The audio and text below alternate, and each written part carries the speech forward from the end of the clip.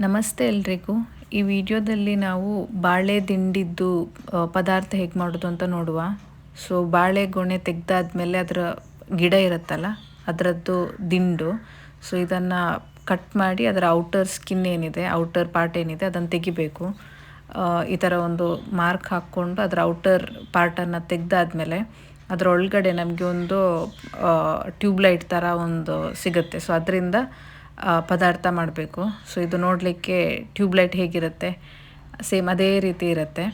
So ಅದರದ್ದು sides ಎಲ್ಲ cut ಮಾಡಿ ಅದನ್ನು ಚೆನ್ನಾಗಿ ಕಟ್ ಮಾಡಬೇಕು. ಈ ರೀತಿ ಕಟ್ ಮಾಡ್ಕೋಬೇಕು. ಕಟ್ ಮಾಡಿ ನೀರಲ್ಲಿ ಹಾಕಬೇಕು, ಇಲ್ಲಾಂದರೆ ಅದು ಕಪ್ಪಾಗುತ್ತೆ. ಸೊ ನೀರಲ್ಲಿ ಹಾಕಿ ಅದನ್ನು ಇದು ಮಾಡೋದು. ಸೊ ಹಾಗೆ ಇಲ್ಲಿ ಹುರುಳಿಕಾಳು ತಗೊಂಡಿದ್ದೇನೆ.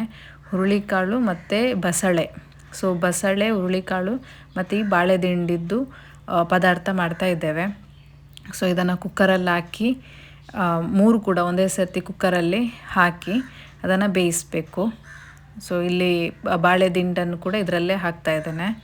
ಸೊ ಇದಕ್ಕೆ ಸ್ವಲ್ಪ ಉಪ್ಪು ಕೂಡ ಹಾಕಬೇಕು ಬೇಯುವಾಗಲೇ. ಅದು ಬಸಳೆ ಎಲ್ಲ ಉಪ್ಪು ಎಳಿಬೇಕಲ್ಲ. ಮತ್ತು ಸ್ವಲ್ಪ ನೀರು ಹಾಕಿ ಒಂದು ಟೊಮೆಟೊ ಕೂಡ ಇದಕ್ಕೆ ಕಟ್ ಮಾಡಿ ಹಾಕಿ ಇದನ್ನು ಬೇಯಲಿಕ್ಕೆ ಇಡೋದು. ಮತ್ತು ಮಸಾಲ ಮಾಡ್ಕೊಳ್ಳೋದು. ತರಕಾರಿಗೆ ಏನೆಲ್ಲ ಇಂಗ್ರೀಡಿಯೆಂಟ್ಸ್ ಹಾಕ್ತಾರೆ ಅದೇ ರೀತಿ ಮಸಾಲ ಮಾಡಿ ಮತ್ತು ಬೇಯ್ದಾದ್ಮೇಲೆ ಅದನ್ನು ತೆಗೆದು ಇನ್ನೊಂದು ಪಾತ್ರೆಯಲ್ಲಿ, ಒಂದು ಮಣ್ಣಿದ್ದು ಪಾತ್ರೆಯಲ್ಲಿ ಮಾಡ್ತಾ ಇದ್ದೇವೆ ಇದರಲ್ಲಿ. ಸೊ ಮಣ್ಣಿದ್ದು ಪಾತ್ರೆಗೆ ಈ ಮಸಾಲೆಯನ್ನೆಲ್ಲ ಹಾಕಿ ಮಿಕ್ಸ್ ಮಾಡಿ ಒಂದು ಕುದಿ ಬಂದರೆ ಬಸಳೆ, ಬಾಳೆ ದಿಂಡು ಮತ್ತು ಹುರುಳಿಕಾಳಿದ್ದು ಪದಾರ್ಥ ರೆಡಿ ಆಗುತ್ತೆ.